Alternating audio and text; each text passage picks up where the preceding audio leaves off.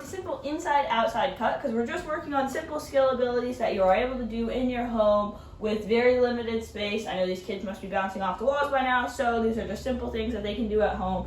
Kind of just get their touches in, practice every day, you know. Any amount of space you can do it in. So I'm going to be doing these slowly, as this is a very slippery floor, and I have a torn ACL. So, fun facts. Okay, start by pulling it back, inside, outside, forward. Back, inside, outside, forward. Back, inside, out. You can do it as small like this as you want to practice, or you can do it larger, inside, outside.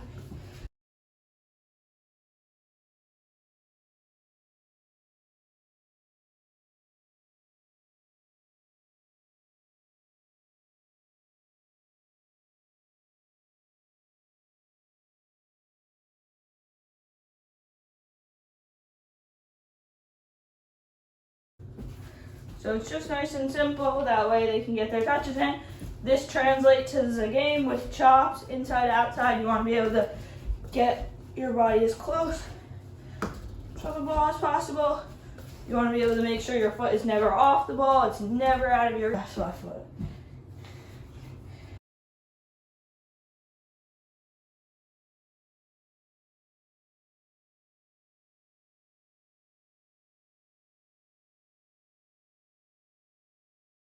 So our second skill move of the day is going to be nice and simple. We're going to do a lot of simple skill moves today just so you can practice getting your touches in. We'll do some more advanced ones later in the week or for however long this goes on. But second one we're going to do is rollovers.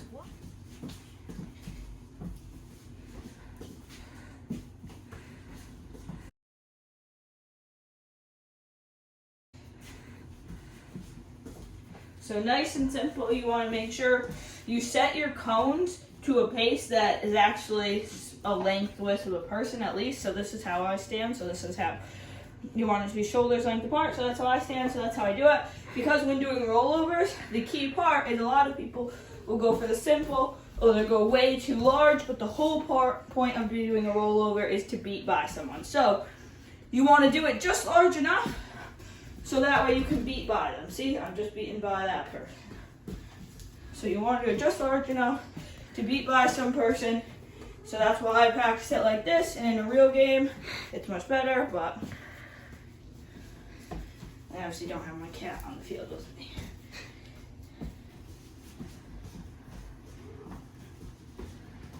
Nice and simple, nice and repetitive. Do this for as long as you can. You can make it a competition by counting how many you can do in a minute and try to up your score. You can just work on getting your touches. This is a good one that you're going to actually implement into games. And last video of the day is going to be one of our favorite, the L's, because we love this one and I forgot the actual name of it, so we're just going to do the L. Okay, so what you're going to do, nice and simple space, pull back to the side. One thing I see with a lot of kids when they do this move is that they pull it to the side and they hit it really far, which doesn't actually work in a game because you've lost control of the ball. So this is really good to practice that move in a setting where you actually have to maintain control of it and then translate that to game time. So, to the side, up, back, to the side, up, back. See, you don't want to go too far back. You've got to maintain control of it the whole time. I'll do it nice and slowly for you guys. Up, back, to the side, up, back, to the side. So this is a move that we practice daily and that we do in actual games and can help us get out of space and away from defenders. So this is one you want to practice, and though we may know it, the whole point of practicing it is to perfect it. You want to perfect this move so that the kids are able to do it in tight spaces when they're actually under pressure. Doing it here is a bit easy, but this is all to build up muscle memory. That way, when in the game, I don't even have to think about doing this move. It's nice and easy. I can get out of space. Right after I do that, I would burst, which means to run a bit faster away from that troubling situation, and bang, I've got a goal. So, these are just drills that you can work on at home. I have cones, obviously, because I have a lot of them. Anyone who doesn't have cones, you don't actually need cones. You can use pretty much anything. You can put down 2 shirts. You can do it past them. All you need is 2 objects to do the moves around. These are great moves to do when you're at home, guys, and to keep practicing your touches, because we can't be at soccer practice. So you can do it with a big ball like I did, a size 4 that we usually use in practice, or you can do it with a little ball, which can also help me with my touches. See?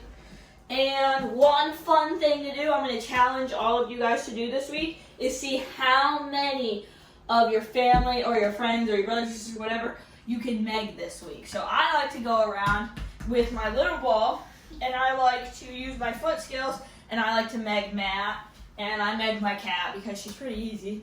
So let's see, can you meg your pets or your family or your moms and your dads? See how many megs you can get in this week before we get back to practice, because that's a pretty awesome challenge. I think my record is like, I don't know, 10 in a day or something, but I'm going to up that record. So let's see who can beat my record on this one. So let's keep practicing, let's keep moving, let's keep using our skills, and you can practice some moves. And if you guys have any cool moves you want us to work on this week, have your parents send me a video or anything, and I'm excited to get back to practice with you guys soon.